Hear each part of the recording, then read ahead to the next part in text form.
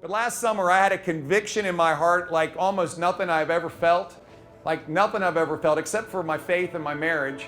And I asked Suzanne if she'd go for a walk with me one day, and it was late in July, and I said, I'm gonna quit my job tomorrow. She said, tomorrow? And I said, yeah, tomorrow, and I'm gonna get ready to run for governor. She had tears in her eyes, and she said, are you having a midlife crisis? Can't you buy a car?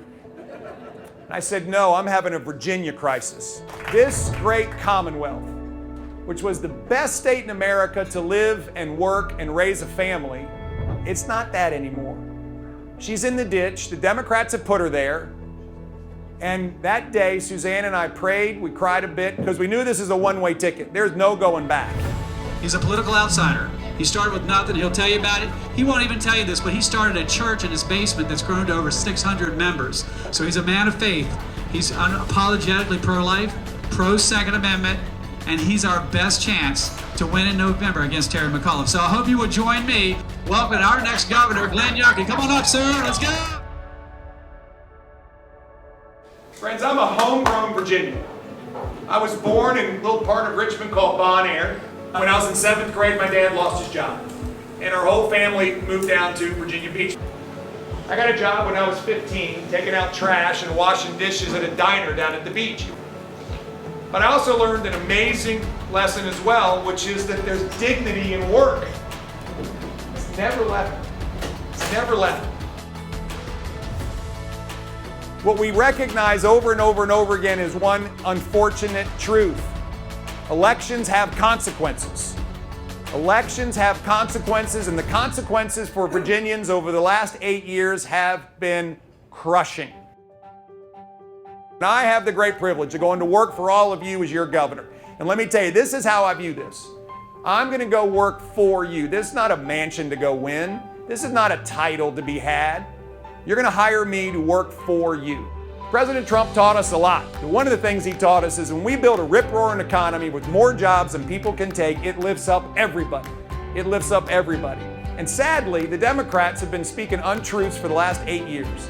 They believe that if they tell us something that's not true long enough, well, maybe we'll believe it. But let me tell you, Virginia is not #1 in business. We haven't been for a long time. I have a 30-year business career. I guess I would humbly say like nobody else in this race. Like nobody else in this race. I can build business, I can create jobs, I can deliver on results. When I have the distinct pleasure of going to work for all of you, we're going to stand up for our constitutional rights like never before because they've been trampled on like never before. Let me just start with our First Amendment rights. And thank you for saying amen, because this is the challenge. When this governor opened up massage parlors and ABC stores and kept my church closed, I knew he did not share my values. We have big tech silencing us. I'm going to find big tech. They're going to know that the governor of Virginia is going to protect the First Amendment. I'm a gun owner. I'm a lifetime member of the NRA, and I know exactly what it means for the people to have the right to keep and bear arms. Not a piece of paper. It is our right, and I will stand up for our Second Amendment rights. And finally, friends, I am pro-life. And I cannot believe where this governor has taken us. A child made in the image of God. And then we're going to decide whether that child lives or dies. Folks, this is not the Virginia that we all know. And I will stand up for the unborn, and you will stand with me, because if we don't, I don't know who will. And we've traveled all around this great Commonwealth, tens of thousands of miles, and met so many fabulous Virginians. And what I hear over and over again is that Virginians they're angry, they're frustrated, but we remain hopeful and optimistic. We are going to make sure that our schools are never closed again, ever.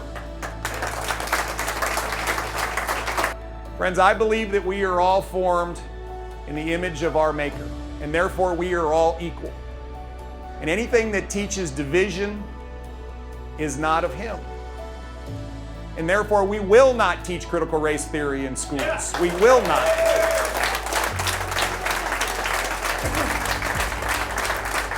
And guess what? How about this for a shocker? We will teach accelerated math classes.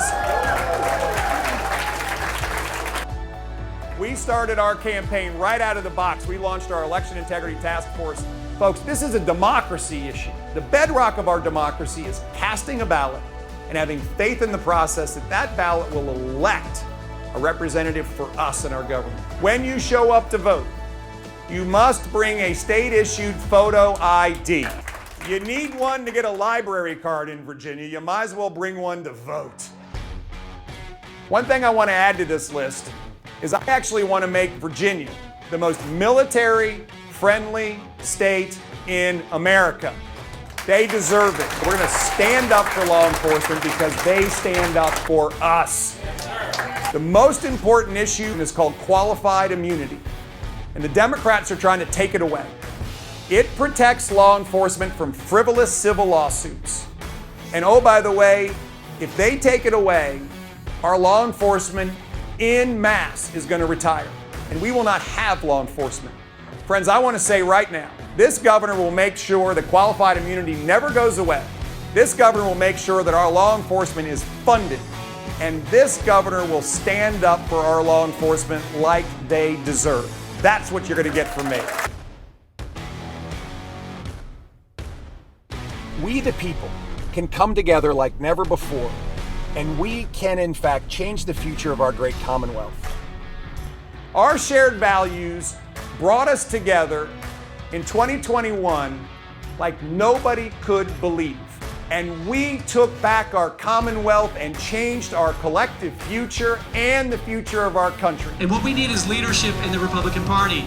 I know leadership when I see it, and Glenn Youngkin is a leader. I am a political outsider. I will tell you, by the way, that gives me the great liberty to do what's right, because we're going to do this together. And friends, we're going to take back our Commonwealth, and I cannot wait to go work for you as your next governor.